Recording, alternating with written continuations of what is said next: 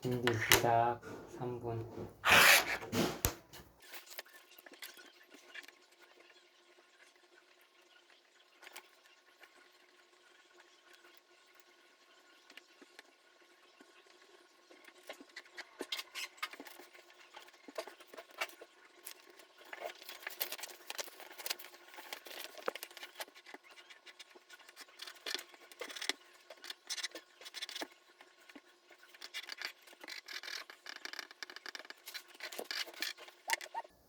자, 이제 1분씩 주장. 누구 먼저 할까? 여기 주장. 나 먼저. 갑니다. 1분 주장. 이 꼭 1분을 채울 필요는 없어. 중간에 말 다 못하면. 시작. 먼저 나는 지역 상권을 보호하기 위해서는 대형 유통업체가 운영하는 상점 설립을 제한해야 된다. 이렇게 생각을 하는데 그 이유는 일단 지역 상권 이 제한하지 말자라고 하는 거의 주된 주장 중에 하나가 스필오버 효과, 즉 스필오버 효과를 이제 주장하는 경우가 있는데, 이렇게 스필오버 효과, 즉 낙수 효과로도 불리고, 말 그대로 이 대형 유통업체를 통한 그 주변 상권의 부흥을 강조하는데, 우리가 간과하는 점 중에 하나는 이러한 스필오버 효과는 이제 긍정적인 측면이 주로 이제 부각이 되는데, 이제 현실에서는 이제 부정적인 측면이 있다는 점, 즉 이게 스필오버 효과가 이제 젠트리피케이션이라는 것과 유사한 현상을 보일 수 있다는 점인데, 그렇게 해서 이 스필오버 효과로 인해서 이제 주변 상권에서 유연하게. 주변 상권에서 이제 추가 매출보다는 임대료 상승의 폭이 커지면서 이 주변 상권들은 높은 임대료를 지불하지 못하면서 오히려 그 지역을 떠나게 돼버리는 이런 역효과가 나타날 수 있다는 점이 크기 때문에 나는 제한을 해야 된다 생각합니다. 알겠습니다. 반대측 시작하겠습니다. 대형마트 및 기업형 슈퍼마켓의 급속한 증가는 우리 지역 상권의 중소유통 분야에 커다란 어려움을 초래하고 있습니다. 정부에서는 중소유통업자를 보호하기 위해서 다양한 법적 규제를 강화시켜 왔는데요. 대표적으로 2012년 2월에 실시되기 시작한 업무시간 제한 제도는 휴무일 자정부터 다음날 10시까지 업무시간 제한하고 한 달에 이틀의 휴무일을 지정하도록 의무화하도록 한 내용을 담고 있습니다. 하지만 지금까지의 연구에 따르면 대형마트에서 감소된 소비가 전통시장을 비롯한 소상공인들에게 완전히 이전된다고 볼 수 없고, 또한 대형마트에서의 매출 감소로 인해서 대형마트와의 협력관계를 맺고 있는 중소협력업체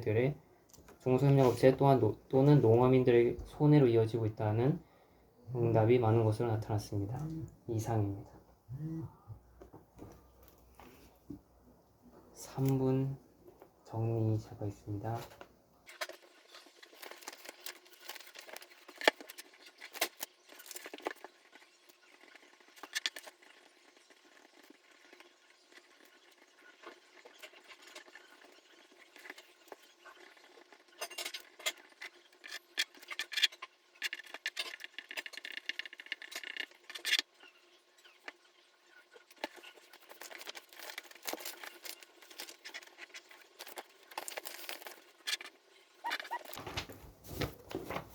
그러면 이제 3분씩 반박이 있겠습니다.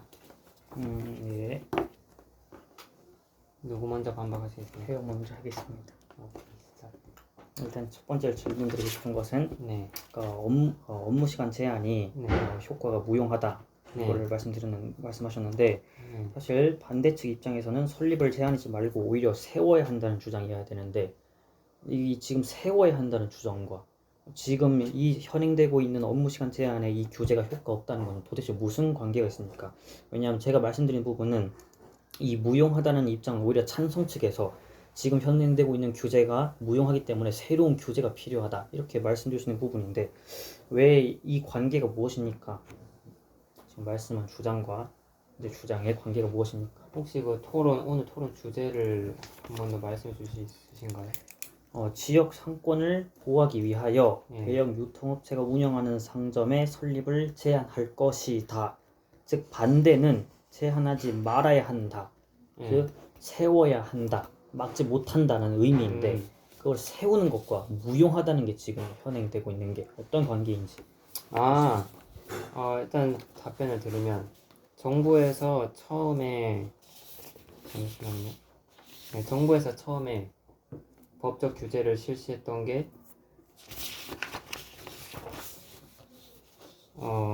2012년 이전입니다. 네. 그때 첫 번째 법적 규제를 실시했는데 그 당시에는 이미 많은 국내 대형마트들이 진출을 한 상태였습니다. 지역 상권에.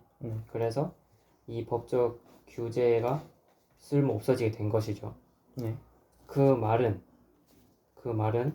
지금 와서 설립의 규제에 대해서 논하기에는 시간이 많이 늦어버렸다. 왜냐하면 이미 이 전례를 보다시피 이미 많은 점포들이 설립이 되어 있어서 새로운 해결책들이 쓸모가 없는 효과를 내지 못하고 있는 상황이거든요. 그래서 설립 자체에 대한 얘기를 하기보다는 이 상황을 조금 더 나은 상황을 만들 수 있는 해결책이 뭐가 있을까에 좀 초점을 맞춰봤습니다. 제가 이제 여기서 반박을 또 하자면 네. 지금 이미 현행되어 왔던 이 규제가 문제가 있습니다. 무용하죠. 그렇다면은 이것과 훨씬 더 다른 차원의 강한 규제가 필요하죠. 그쵸. 그렇다면은 그래서 오히려 설립을 아예 제한하는 겁니다. 이미 설립이 된 상태에서 그 상태에서 이 시행되어지는 규제가 많이 시도되었으나 말씀드린 것처럼 이미 많이 퍼져 있는 상태에서 진행되는 그 후적인 규제들이 무용하다. 그렇기 때문에 우리는 이 설립이 되어지기 전에 즉 추가되어지는 설립을 막자 있겠습니다. 이미 현행되어 있는 것들은 규제가 많으나 새롭게 지어질 것들은 애초에 설립 자체를 규제함으로써 그 상태를 높이자는 것으로서 본인의 논리가 틀린 것 같습니다. 한마디 더 말해도 될까요? 이거는 허락하면 할 수 있는 네. 건가? 그 한마디만 더 하자면은 그에 대한 답변하자면 이제 설립을 규제하게 되는 것만 된다면 또 그거만큼의 좋은 효과가 있을 거라 생각하고요. 제가 질문 드리고 싶은 게 있는데 답이자 질문으로 이건 3번 시작해야지 이제. 그래? 그러네. 질문하겠습니다. 네. 안 해봐가지고 그 설립을 제한하는 규제가 필요하다고 말씀하셨고 그 필요성에 저도 동의합니다. 네. 상황이 심각하기 때문에 질문하고 싶은 게 있는데 네. 지금 현재 대형마트들은 네. 변화하는 소비자들의 소비 패턴에 따라서 네. 다양한 유통 경로를 확보하고 있습니다. 네. 지금 실제로 전체 유통 채널이 온라인화가 이루어지는 등 소매업체 전체가 온라인으로 옮겨가는 양상을 보이고 있습니다. 네. 그래서 사실상 오프라인에서의 설립이 그만큼 줄어들고 있다는 뜻이기도 하고요. 네. 대형마트들이 실제로 온라인에서 더 많은 수익을 얻고 있다. 네. 그렇다면 이제 질문은 저희가 과연 오프라인 상점의 설립을 제한할 필요가 있는 그 제한하는 정책이 필요한지 지금. 네. 그거보다 이제 온라인에서의 이제 온라인 시장의 독점 문제에 좀 초점을 맞추어야 되는지에 대해서 묻고 싶습니다. 답변을 드리겠습니다. 알겠습니다. 지금 여기서 나오는 이제 대규모 점포라고 하는 것에는 자료를 보시면 아시겠지만 슈퍼마켓 혹은 SSM 이후에는 요새 추세되는 말씀드린 것처럼 정확합니다. 온라인 시대로 옮겨가면서 오프라인에서 모든 것들이 경쟁이 열리고 있어요. 소상공인뿐만 아니라 대형 마트들도 지금 롯데마트를 비롯해서 지금 많이 폐점을 하고 있어서 대형 마트가 아닌 이제 복합 쇼핑몰이 대세를 이끌고 있는데요. 지금 무엇이냐? 말씀하신 대로 소비자들이 원하는 다양한 패턴을 만족시키기 위해서 영화, 문화, 공연, 예술, 음식, 쇼핑을 한꺼번에 할 수 있는 대형 복합 쇼핑몰이 등장하고 있죠. 그래서 지금 오프라인에서는 선두를 이끌고 있는데 제가 드리고 싶은 말씀은 그러니까 지금 이 복합 쇼핑몰들에 대한 투자가 굉장하잖아요. 유치를 하고 이 복합 쇼핑몰들이 내는 이 이익을 이 설립을 제한하는 대신에 그 수익 지원을 오히려 이 소상공인들이 온라인으로 진출할 수 있거나 혹은 지금 오프라인에서 활동하고 계신 이 소상공인들을 묶어서 더 많은 이제 다양한 혜택들을 전달할 수 있는 큰 하나의 새로운 형태의 어떤 그 시장을 만드는 게 맞다고 생각합니다. 알겠습니다. 즉 이미 있는 상권을 에다가 투자를 해서 다양한 것들을 제공할 수 있게 하자 이 뜻입니다. 그리고 이제 또 다른 점에 질문 드리고 싶은데요. 설립을 제한하는 거에서 여러 가지 취지가 있는데 네. 근본적으로 중소유통 상인을 보호하자는 거고 네. 그 중에서 제일 이슈가 되는 것은 영세 소매업입니다. 네. 왜냐하면 가장 경제적으로 취약한 계층이니까 영세 소매업 중에 대표적으로 전통시장이 있는데 네. 혹시 전통시장을 어떻게 개선할 건지에 네. 대해서 구체적으로 말씀해 주실 수 있으신가요? 전통 시장을 개선할 수 있는 방법은 네, 아까 개선한다고 해서 이제 제가 말씀드렸지만 온라인과 연결이라고 말씀을 드렸는데 지금 네. 사용되고 있는 배달 업체 혹은 온라인 상에서의 판매되고 있는 스토어들 그런 온라인 스토어와 오프라인 스토어를 이제 맺어주는 거를 역할을 하는데 지금 현재 대기업 같은 경우에는 그런 것들을 진행시킬 수 있는 부서나 인프라가 많이 구축되어 있지만 그쵸? 소상공인 영세 성인분들은 나이도 있으시고 그런 거 하나도 모르거든요. 그렇죠. 그래서 그런 점에서 지원을 한다. 그러니까 오프라인에서만 활동하시는 분들을 온라인으로 이끌어줄 수 있는 인프라 지원. 인프라라고 하는 것은 여러 가지 스마트 기기부터 시작해서 통신선 이런 것들에 해당될 수가 있겠고요. 교육도 해당될 수 있겠고요. 그 다음에 이제 사실 전통시장에 마케팅이라는 게 없다는 건 인정하십니까? 많이 약하다는 것. TV나 이런 거. 하면 안 되죠.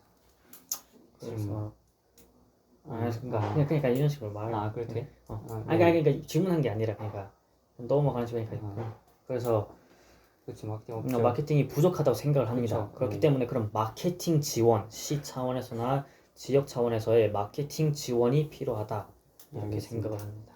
그러면은 2분 동안 정리하고 1분 발언하겠습니다. 네.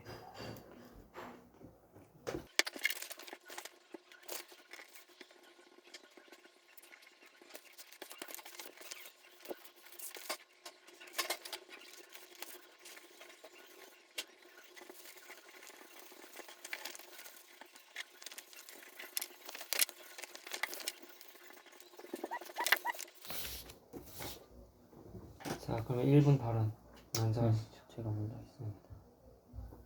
사실 이 대규모 점포를 이제 새롭게 설치한다는 것은 여러모로 보나 논란이 많습니다. 설치를 하고 규제를 하나.